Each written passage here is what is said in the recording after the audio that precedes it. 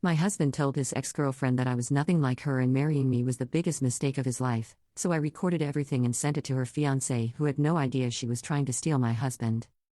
I never thought I'd be writing this, but I need to get this story out because what happened to me over the past few months has been absolutely insane, and I'm still processing how someone I trusted completely could betray me so thoroughly while making me question my own sanity.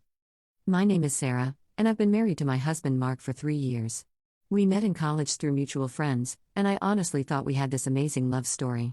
Mark had always been open about his past relationships, including his college girlfriend Jessica, who he dated for 2 years before they broke up when she moved across the country for graduate school. When Mark and I started dating, he assured me that things with Jessica were completely over and that he was ready to move forward with someone new.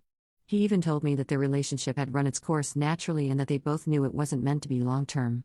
I believed him because he seemed so genuine, and honestly, I was head over heels in love with this man who made me laugh every day and seemed to understand me in ways no one else ever had. We got married in a beautiful ceremony 3 years ago, bought a house in the suburbs, and started building what I thought was our dream life together.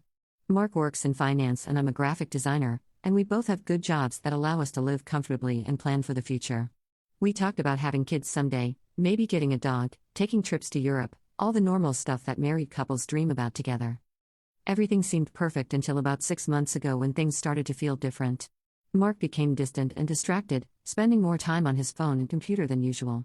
He'd get these mysterious calls that he'd taken another room, and when I'd ask who it was, he'd just say it was work stuff or a college buddy. He started working late more often, and when he came home he seemed preoccupied and less interested in spending time together. At first, I chalked it up to stress at his job because he'd mentioned some big projects and difficult clients. But then I noticed he was being secretive about his phone in ways he'd never been before. He'd turn it face down during dinner, take it with him to the bathroom, and get visibly uncomfortable if I was anywhere near it when it buzzed with notifications. The real turning point came about 3 months ago when Mark told me he was going to his college reunion. He seemed unusually excited about it, more excited than I'd ever seen him about a work event or social gathering. When I asked if I could come with him, he quickly said it was just for graduates of his specific program and that plus ones weren't invited, which seemed weird, but I didn't want to be that wife who questions everything. He was gone for the entire weekend, and when he came back, he was different. Not just tired from traveling, but emotionally different. He seemed energized but also guilty about something, and he kept mentioning random details about the reunion like he was trying to convince me that's really where he'd been. Over the next few weeks, the phone calls and secretive behavior got worse.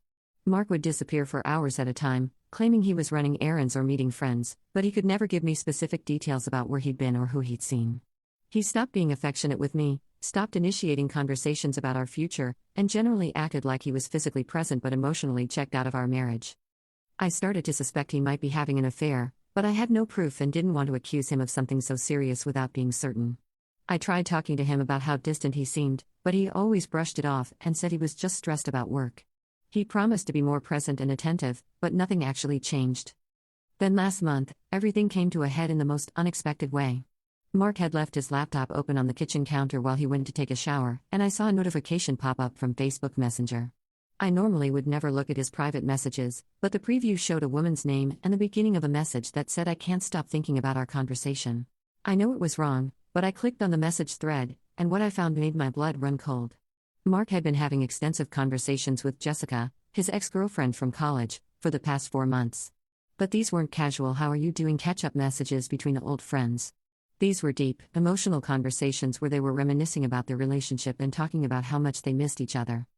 I scrolled through weeks of messages where Mark was telling Jessica that he thought about her constantly, that he regretted letting her go, and that he wondered what would have happened if they tried to make long-distance work when she moved away.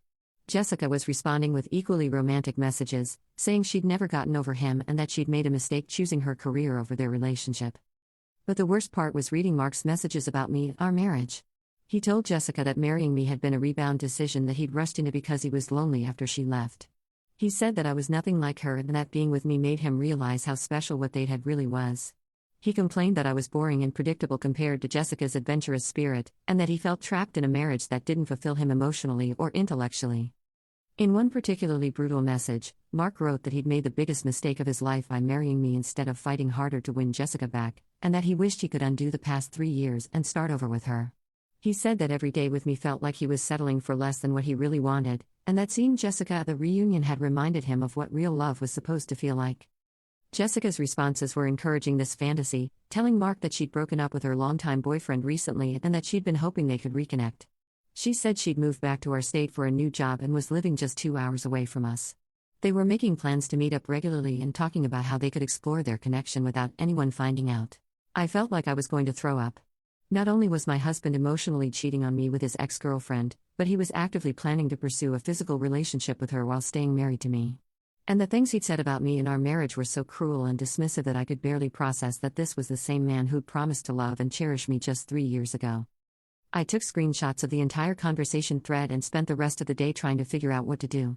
Part of me wanted to confront Mark immediately, but I also knew that if I did, he'd probably just delete everything and deny it all. I needed more evidence of what was really going on, and I needed to protect myself legally and financially if this marriage was about to implode. That's when I decided to do something I never thought I'd be capable of.